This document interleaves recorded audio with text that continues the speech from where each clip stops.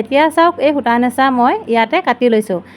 কটাৰ আগতে আপোনালোকে দহিখিনি কিমানটো জোখত দীঘল দিব বা কম সময়ৰ ভিতৰত একেবাৰে সহজ পদ্ধতিৰে চাদৰ এখনত কেনেকৈ দহি বাতিব পাৰি আজি মই আপোনালোকক বাতি দেখুৱাম। এতিয়া চাওক চাদৰখনৰ আগটোত দহি বাতিব পৰাকৈ সূতাবিলাক ওলাই থকা নাছিলে, সেইকাৰণে মই চাদৰখনৰ আগটো চিলাই ল'লোঁ।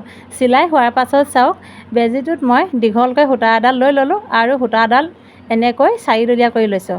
দেখিছে, মানে সূতাডাল দুডাল দুডালকৈ চাৰিডাল আছে। এতিয়া চাওক এই সূতাডাল মই চাদৰখনৰ আগটোত এনেদৰে লগাই লৈছোঁ আৰু দহিটো আপোনালোকে কিমান ঘনকৈ দিব সেইটো নিজৰ কথা। ইয়াতে চাওক মই এটা নিৰ্দিষ্ট জোখত সূতাডাল এনেকৈ লগাই ল'লোঁ। বহুত বেছি সেৰেঙাকৈও দিয়া নাই আৰু বহুত বেছি ঘনকৈও দিয়া নাই, এটা নিৰ্দিষ্ট জোখত মই দহিৰ এই সূতাখিনি এনেদৰে লগাই ল'লোঁ। এতিয়া চাওক এই ৰছীডাল এনেদৰে সন্মুখৰ ভাগলৈ টানি লৈছোঁ। দেখিছেনে, এনেদৰে টানি লোৱাৰ পাছত দহি সূতা কুচা গাঁঠি দিব পৰা জোখত ৰাখি এই সূতাডাল মই কাটি ল'লোঁ। আকৌ চাওক এই সূতাডাল এনেদৰে সন্মুখৰ ভাগলৈ টানি ল'লোঁ।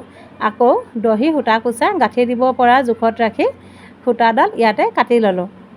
আকৌ এবাৰ দেখাইছোঁ চাওক, এই সূতাডাল দেখিছে সন্মুখৰ ভাগলৈ এনেদৰে টানি দীঘলকৈ ল'লোঁ আৰু দহি সূতা কুচা গাঁঠি দিব পৰা জোখত ৰাখি সূতাডাল এনেকৈ কাটি ল'লোঁ আৰু চাদৰখনৰ গোটেই আগটোতে ৰছীসমূহ এনেদৰে লগাই ল'লোঁ আৰু চাওক দহি পাতিবলৈ মই এই সূতা নেচা ব্যৱহাৰ কৰিছোঁ। এতিয়া চাওক এই সূতা নেচা মই ইয়াতে কাটি লৈছোঁ। কটাৰ আগতে আপোনালোকে দহিখিনি কিমানটো জোখত দীঘল দিব বা চুটি কৰিব সেইটো অনুপাতে এই সূতাখিনি কাটি ল'ব। কাটি লোৱাৰ পাছত চাওক এতিয়া ইয়াতে মই সূতাখিনি এনেদৰে ভাগ ভাগ কৰি লৈছোঁ। আপোনালোকে দহি সূতা কুচা কিমান শকত বা কিমান ক্ষীণকৈ দিব সেইটো নিজৰ ইচ্ছামতে দিব পাৰিব।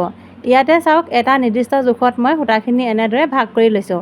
এনেদৰে যদি সূতাখিনি কাটি লোৱা হয় তেতিয়া সূতাখিনি নষ্ট নহয়, যিহেতু সূতাৰ নেচাটো বহুত দীঘল হৈ থাকে আৰু দীঘলকৈ যদি আমি সূতাখিনি এৰুৱাবলৈ চেষ্টা কৰোঁ তেতিয়া কি হয়, সূতাবিলাক বহুত বেছি নষ্ট হয়।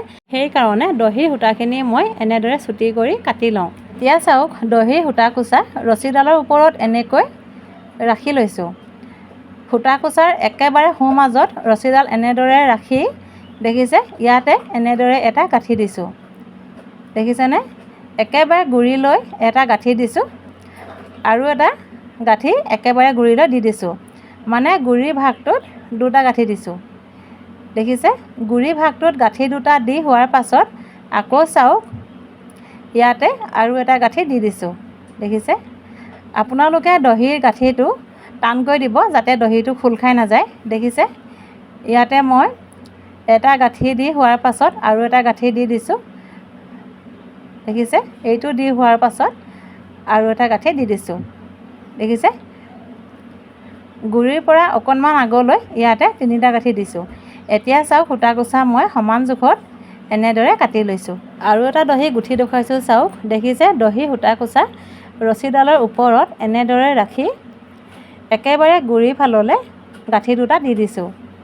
দেখিছে, এটা গাঁঠি দি ল'লোঁ আৰু এটা গাঁঠি দিম। চাওক দেখিছেনে, সূতাডাল আঙুলিটোৰে তলৰ ফাললৈ এনেদৰে ঠেলি দি এই ফাকটোৰে আকৌ এই সূতাডাল উলিয়াই লৈছোঁ। উলিয়াই লৈ দেখিছে গুৰিৰ ফালে দুটা গাঁঠি দিছোঁ।